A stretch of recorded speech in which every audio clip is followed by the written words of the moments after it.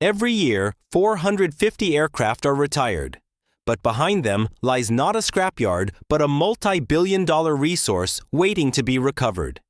Instead of being discarded, each aircraft enters a tightly controlled industrial process, where every component is carefully disassembled, sorted, and processed to recover valuable materials.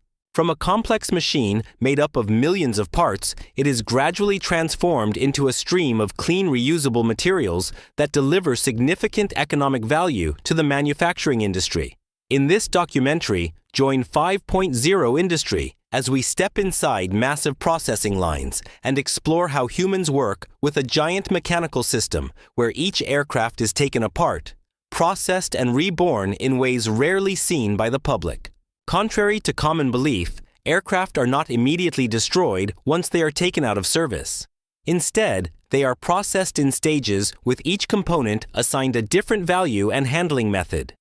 For this reason, the entire recycling process must follow a strictly controlled sequence from the very first steps. The process begins at aircraft storage facilities, where retired planes are kept in dry environments to minimize corrosion. When it is time for processing, the aircraft is towed into the recycling area using specialized aviation towing equipment. At this stage, technicians carry out a full structural inspection. Access panels are opened to examine the internal sections of the aircraft with particular attention given to critical components such as the airframe structure. Based on these assessments, engineering teams develop a detailed disassembly plan for each individual part. Before proceeding to the next stages, all onboard systems must be fully deactivated. Technicians disconnect the main power supply as well as all backup power sources to ensure that no electrical current remains within the system. Any residual charge stored in capacitors is also discharged to eliminate the risk of electric shock during handling. This is a mandatory safety step in all heavy industrial processes. Once completed, the aircraft no longer functions as an integrated system, but is reduced to a large metallic structure ready for further processing. Before any disassembly can begin, the very first step is to remove and collect all fluids contained inside the aircraft. Large hoses are connected directly to the fuel tanks located within the wings and the fuselage. Under the suction force generated by industrial pumps, jet fuel is extracted and transferred into sealed storage tanks for later reuse. The entire operation is carried out within a closed system equipped with sensors that continuously monitor flow rates to prevent overflow or leakage at any point during the process. Once the fuel has been removed, the hydraulic system is handled next. Discharge valves are opened in a controlled sequence to gradually release the pressure inside the pipelines. This step is critical because hydraulic systems can retain significant internal pressure even after the aircraft is no longer in operation. When the pressure has been reduced to a safe level, the hydraulic fluid is extracted, ensuring that no residual force remains trapped within the system. This stage can be understood as a complete internal clearing process of the aircraft. If any fuel residue or internal pressure is left behind, even a small spark could trigger a serious and potentially dangerous incident. Only when the aircraft is completely dry, free of fuel, free of pressure, and free of any hazardous materials, can the next stages of disassembly and metal cutting be carried out safely and under controlled conditions. Once the aircraft has been fully secured, the technical team begins removing the high-value components. The engines are typically the first to be taken off. Large structural bolts are loosened using specialized tools, while a crane supports the full weight of the engine to prevent any misalignment or sudden drop. As the final connections are released, the engine is carefully lowered and placed onto a transport stand. It is then sent for inspection and refurbishment with the potential to be reused in other aircraft or adapted for industrial equipment and machinery.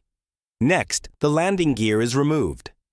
This is one of the heaviest and most structurally robust components of the aircraft, requiring hydraulic jacks to stabilize the structure before the retaining pins are extracted.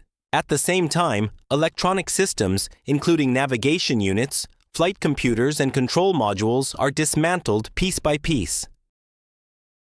All removed components undergo an initial inspection, are tagged for identification, and transported into storage facilities. In many cases, the engines alone can represent the majority of the aircraft's remaining value.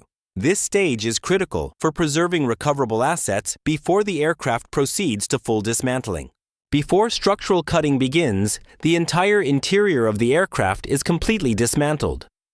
Technicians systematically remove components such as passenger seats, overhead, luggage compartments, interior panels, electrical wiring systems, and insulation materials. These materials cannot be processed together with metals in the downstream shredding stage, so they are separated from the very beginning. The dismantling process is carried out section by section, starting from the passenger cabin and moving gradually into technical compartments. Each internal layer is stripped away, exposing the aircraft's primary metal frame.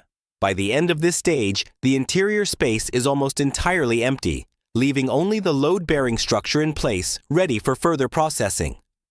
Once the interior has been fully cleared, the structural cutting phase begins.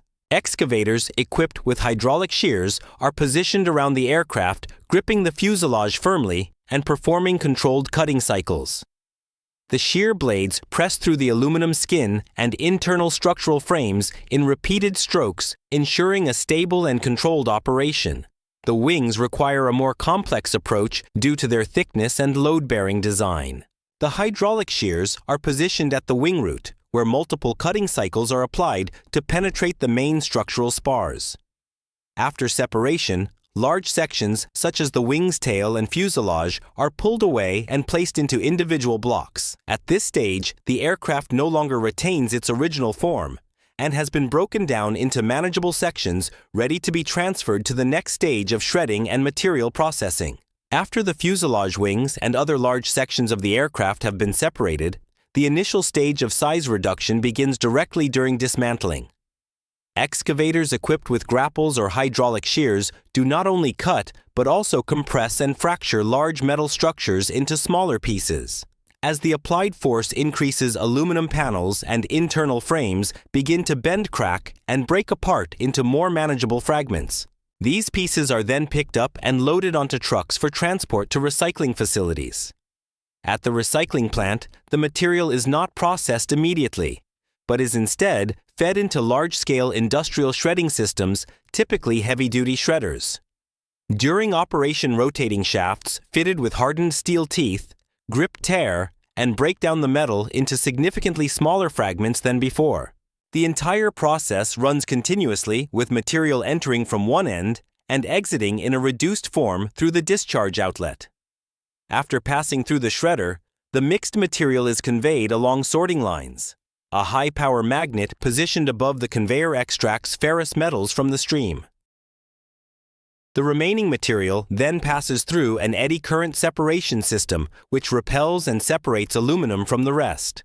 Additional sensors are used to identify and sort other metals such as copper or titanium. Non-metallic materials are also removed and directed to separate processing streams. The sorted steel scrap is not processed immediately on site, but is instead loaded onto specialized transport trucks and moved to the melting area. At this stage, each truck is directed into the charging zone where large-scale industrial crane systems take over the operation. Massive grapple buckets are lowered down, firmly gripping bundles of scrap steel weighing several tons, then lifting them off the ground and moving steadily toward the furnace opening. Once positioned, the crane rotates precisely and releases the entire load into an electric arc furnace that has already been opened. The impact of metal colliding with metal produces a loud resonant sound as the scrap falls inside, forming layered piles within the furnace chamber. This is not a single action, but a repeated cycle, ensuring that the furnace is charged with the required volume of material for each melting batch.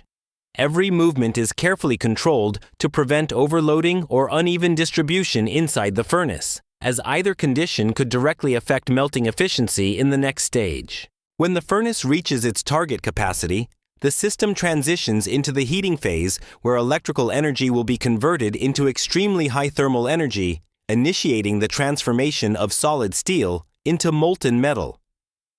Cranes lift individual batches of steel scrap and release them into the electric arc furnace. Once the furnace is closed, the electrodes are lowered close to the surface of the metal and begin delivering a high-intensity electric current, generating an arc with extremely high thermal energy. Temperatures can reach up to 3,600 degrees Fahrenheit, allowing the steel to heat rapidly.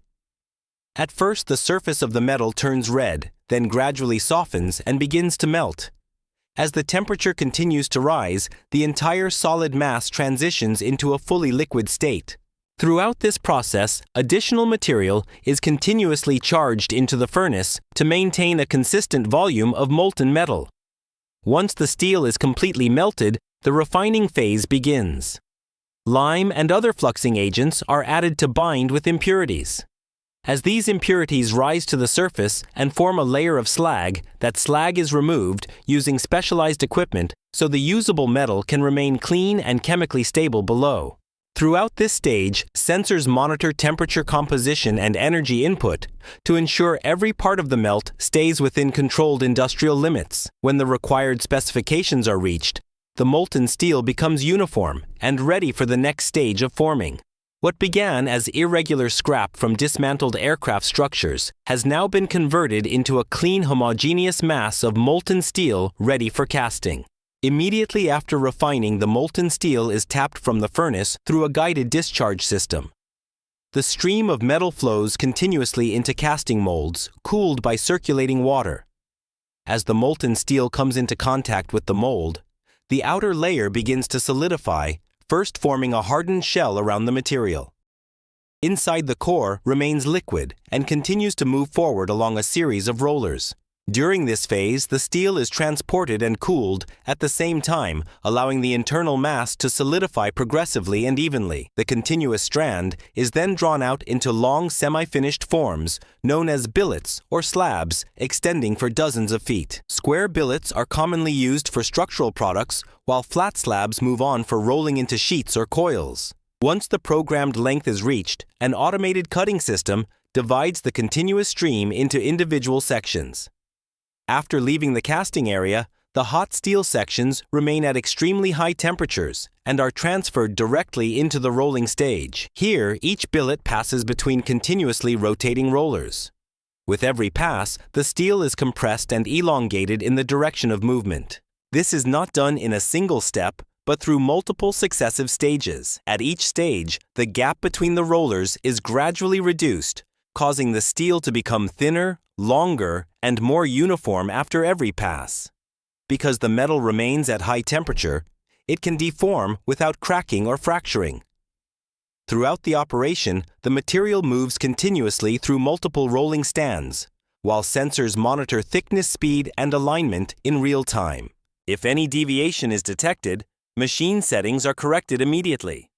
By the end of the line, the steel has been formed into standardized products such as sheets bars or coils, all created from metal that once formed part of a retired aircraft. Even after shaping, the process is still not complete.